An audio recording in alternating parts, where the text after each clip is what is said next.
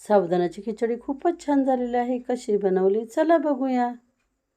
खानदेशी सुगरण चॅनलमध्ये तुमचं खूप खूप स्वागत आहे. इथं मी 1 वाटी साबुदाणे भिजवायला घेतलेले आहेत. साबुदाणे भिजण्यापूर्वी 2-3 वेळा पाणी टाकून साबुदाणे स्वच्छ धुवून घ्यायचे. साबुदाणे स्वच्छ धुतल्यामुळे त्यातील पांढरा स्टार्च निघून जातो. साबुदाणे स्वच्छ धुतले गेलेले आहेत ते भिजण्यासाठी मी त्यामध्ये पाणी घालते. साबुदाण्यामध्ये एवढं पाणी घालायचं की साबुदाणा त्यामध्ये पूर्ण बुडून जाईल. साबुदाणे हे रात्रीच भिजत घालायचे म्हणजे सकाळपर्यंत तो व्यवस्थित भिजून जातो. साबुदाण्यावर मी झाकण ठेवते व 3-4 तासासाठी भिजू देते.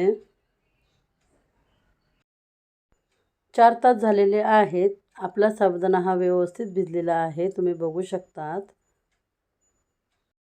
साबुदाणे व्यवस्थित भिजले का नाही हे बघण्याकरता हातामध्ये साबुदाणे घेऊन दाबून बघायचे. ते जर दबले त्याचा अर्थ साबुदाणा आपला व्यवस्थित भिजलेला आहे.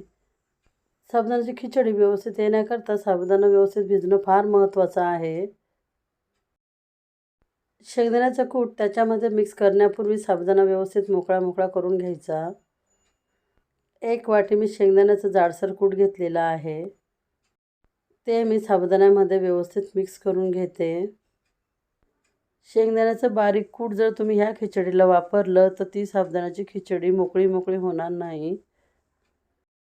गॅसवर कढई ठेवली व त्यामध्ये मी 1 पळी तेल घातलं. गॅसची फ्लेम कमीच ठेवायची आहे. तुम्ही जर उपवासाला जिरं खात असाल तर नक्की तेलामध्ये तुम्ही जिरं घालू शकतात. तेल गरम झालेलं आहे त्यामध्ये मी 1 चमचे तिखट टाकते व अर्धी चमची मीठ घालते. तिखट तेलामध्ये मी चांगलं परतून घेते. हे लाल तिखट तुम्ही तेलात टाकण्याऐवजी साबुदाण्याला पण लावून घेऊ शकतात. तुम्हाला जर तिखट आवडत नसेल तर तुम्ही हिरव्या मिरच्याही खिचडीला घालू शकतात. साबुदाण्याची खिचडी बनवताना कधीही तेल हे कमीच घालायचं. नाही तर साबुदाण्याची खिचडी खूप तेलकट होते. ही साबुदाण्याची खिचडी खूप झटपट होते व लहान मुलांनाही खूपच आवडते. गॅसची फ्लेम कमीच राहू द्यायची आहे व 5 मिनिटं आपण साबुदाणे व्यवस्थित परतून घेऊया. असं परतल्यामुळे साबुदाण्याचा एक दाणा हा व्यवस्थित शिजतो.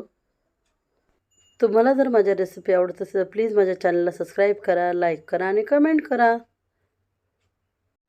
तुमच्या आवडीप्रमाणे शिजलेला बटाटाही तुम्ही या खिचडीमध्ये घालू शकतात. साबुदाणे शिजण्यासाठी त्यावर झाकण ठेवून मी 10 मिनिटं साबुदाण्याला शिजू देते. गॅसची फ्लेम कमीच राहू द्यायची आहे, वाढवायची नाही, नाहीतर साबुदाणे करपू शकता. 10 मिनिटांनी मी झाकण काढलं. साबुदाण्याची खिचडी फक्त मोकळी नाही तर ती मऊसूत शिजलेली आहे. तुम्ही पण अशाच पद्धतीने साबुदाण्याची खिचडी बनवा. तुमची खिचडी कशी झाली ती मला कमेंट्समध्ये सांगा. झटपट होणारी साबुदाण्याची खिचडी तयार आहे.